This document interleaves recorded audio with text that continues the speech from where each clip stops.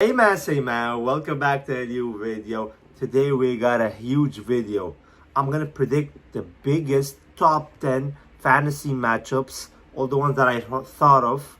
These are like my dream matchups. Before we go to the video, make sure you guys subscribe. Most of you guys are watching are not subscribed, so let's go, we're the best anime channel on YouTube, brother. Subscribe. The first fantasy matchup is a known one, is my favorite one on the list, to be honest. My favorite one on the list. We all want to see this one. Of course, it would have never happened. Khabib Nurmagomedov against Islam Makhachev.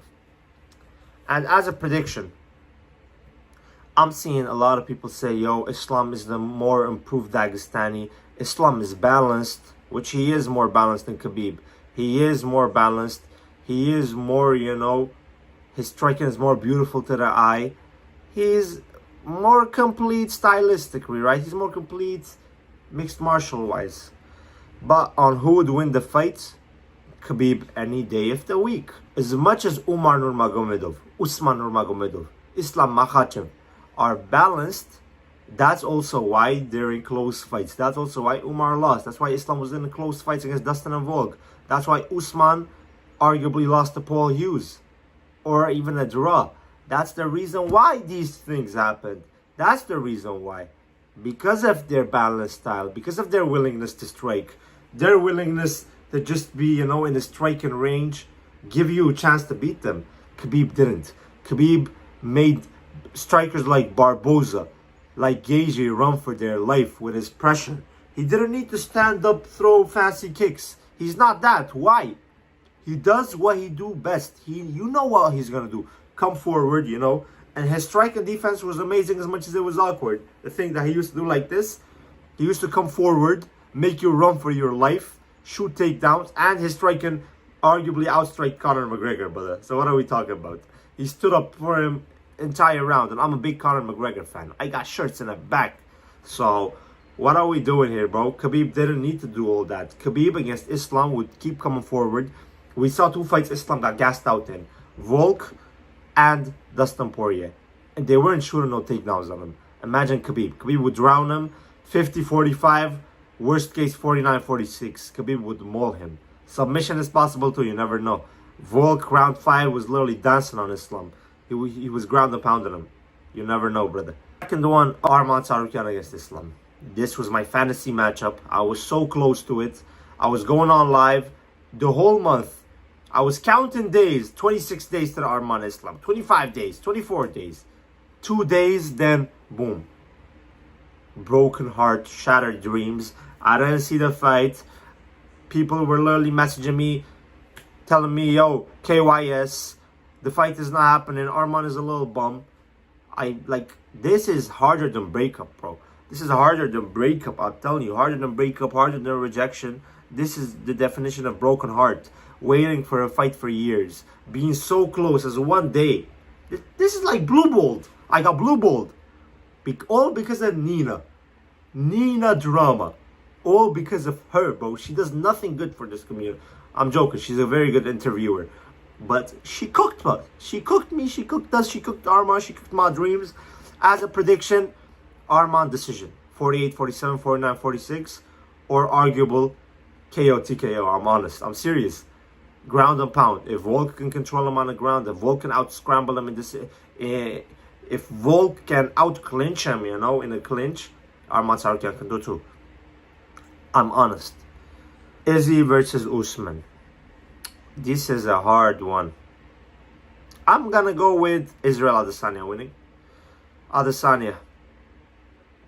Just because, this is prime, by the way. Prime Izzy, prime Usman.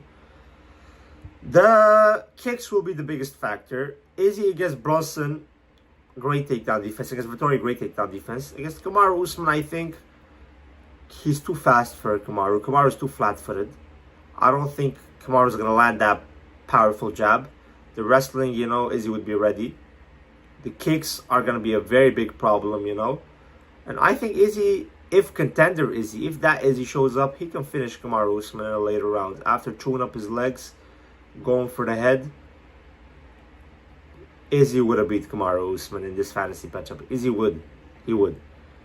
Current Izzy against current Usman, both of them are out of prime, so you know. Marab against Dillashaw.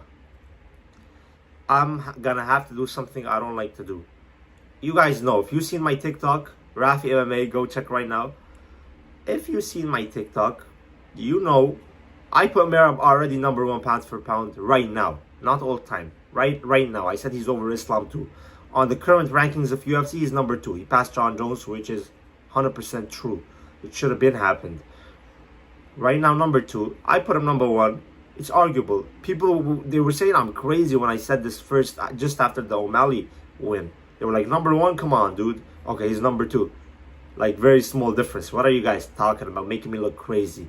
You guys don't know nothing. You guys picked O'Malley, bro. And picked Bilal Muhammad against JDM. So, careful, brother. But I'm going to do something that I don't like to do.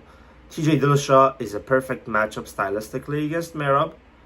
Yes, he was on EPO. Yes, he had great cardio. Comes at you 5 rounds. That's the way to beat Marab. To come forward. And every time Marab is coming forward, you know, doing right hands, trying to take you down, you stand your ground in the pocket and give him. You got to match your pace. Who's the most person that can match his pace? Who has beautiful wrestling? Who can even take down Marab? TJ Dillashaw. I believe TJ Dillashaw would have been a nightmare matchup for Marab. And yes, Marab is my bantamweight GOAT. All time, he already shits on TJ Dillashaw. Stylistic matchup, he's the guy to beat Marab. He's the guy to beat Marab. He is. TJ Dillashaw would have beaten Marab stylistically. I can get the finish, you know. I'm going to put KO, TKO. I think TJ chins him. TJ chins him, you know. Conor McGregor against Ilia. My second favorite fighter, Ilia. Conor, the one who got me to the sport. One of my most favorite fighters in his prime, you know. One of my most favorite fighters.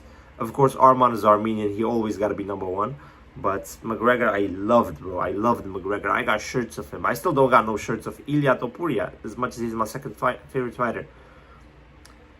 It's not crazy to say Prime McGregor can snipe Ilia Topuria. It is not crazy to say. Volk is not known for his power. He can crack, but is not known for his power. Max is not known for his power.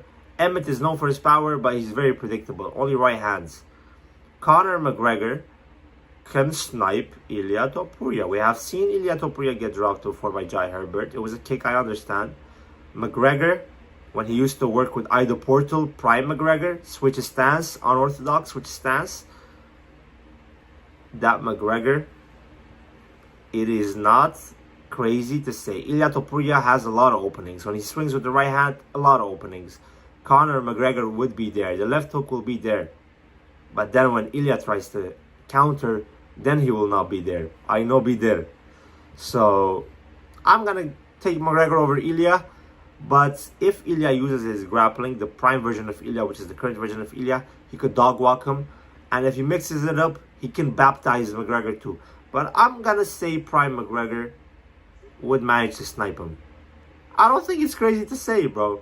I don't think it's crazy to say. I would have loved that matchup, you know. But it's 50-50. Ilia can baptize him. For sure. McGregor versus Volk. Here comes another one. This is easier than Ilia. Ilia might knock him out. That's 50-50. This is not 50-50. Volk always been chinny. McGregor has more power. I believe McGregor is a better striker, you know. Say whatever you want. I believe McGregor is a better striker. I think McGregor would KO Volkanovski in 2 rounds. I already know the hate I'm going to get. I'm serious. I'm saying Prime McGregor. Not right now. Not right now, you know.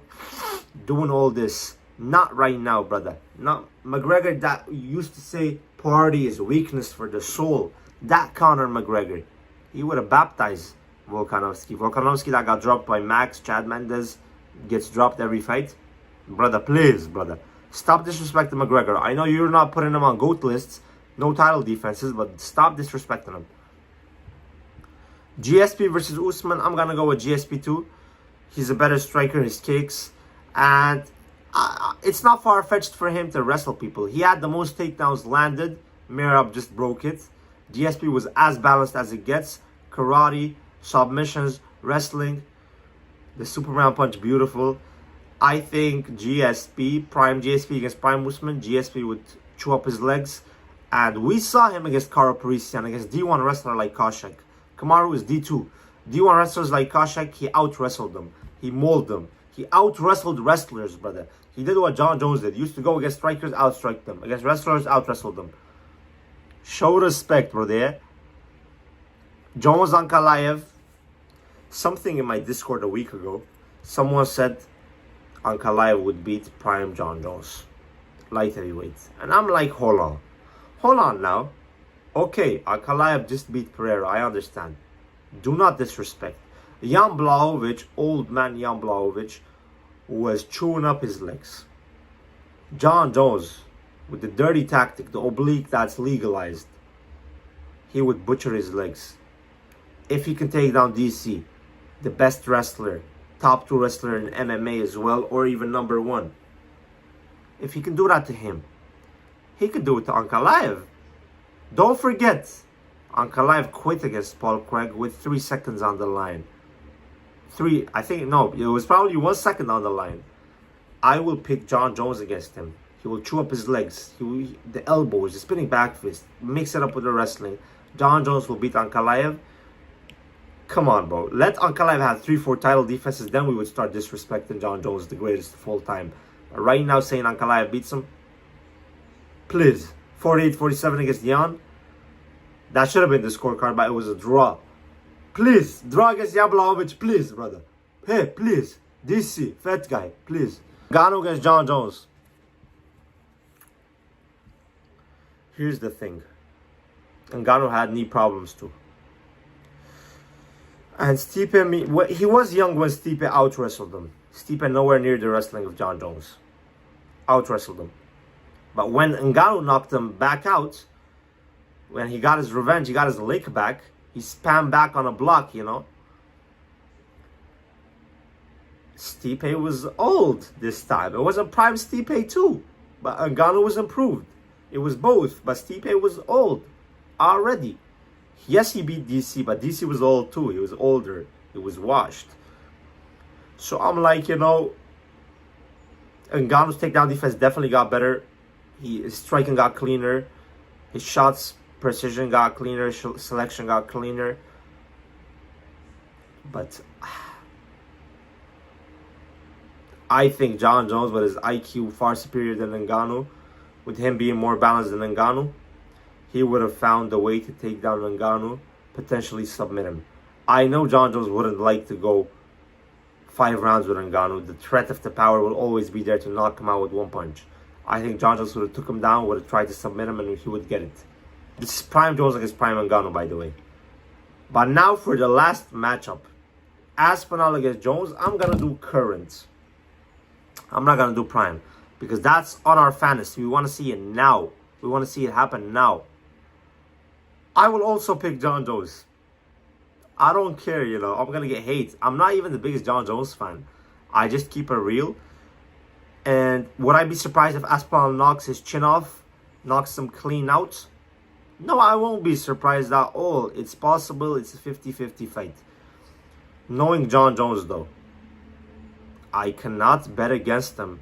I cannot bet against him. Look at his resume. Look at the things he has done. Look how many generations of light heavyweights he has gone against. Look how many generations he's been in the UFC for. The youngest champion. Look at his resume. He should be undefeated. That Matt Hamill loss is bullshit. So let's be honest here. I'm not going to disrespect John Jones and pick against him. Can Aspenol knock him out first round, second round? Yes. Is Aspenol balanced? Yes. Does he have good grappling? Yes. Subbed Volkov. Have we seen people shoot on him before? No. Have we seen people test him defensively? Have we seen people test him to see how good his grappling is? No. Can John Jones take him down? I think so, yes. Have we seen him go past 2 rounds in UFC? No. Have we seen him go 5 rounds? No. Can we see if he gets out of the first round, second round? Do we know if his cardio is going to go down? We don't know. We know before UFC, he got finished twice.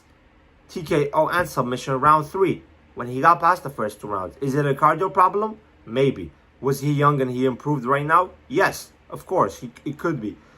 If I'm going to test anyone to show us the problems of Tom Aspinall, to show us his weaknesses, to exploit potential holes, to outsmart Aspenol, it's going to be the veteran, not only veteran, the greatest of all time, John Bones Jones. Ignore the antics outside, ignore the EPO. He would beat Aspenol. I'm taking him in his 3 fantasy matchups. I'm taking all of it. I'm taking all of it. All. And I guess we're going to see what would happen, brother. We're going to see it. Hey, DC Fett guy, we're going to see. But yeah, that's pretty much it for today. Make sure you guys are subscribed. Go follow the TikTok too. I go live. I debate people. I post videos there too. And last but not least, join the Discord. I'm going to put the link in the comments. The best MMA community. Join up. And that's it for today. Peace.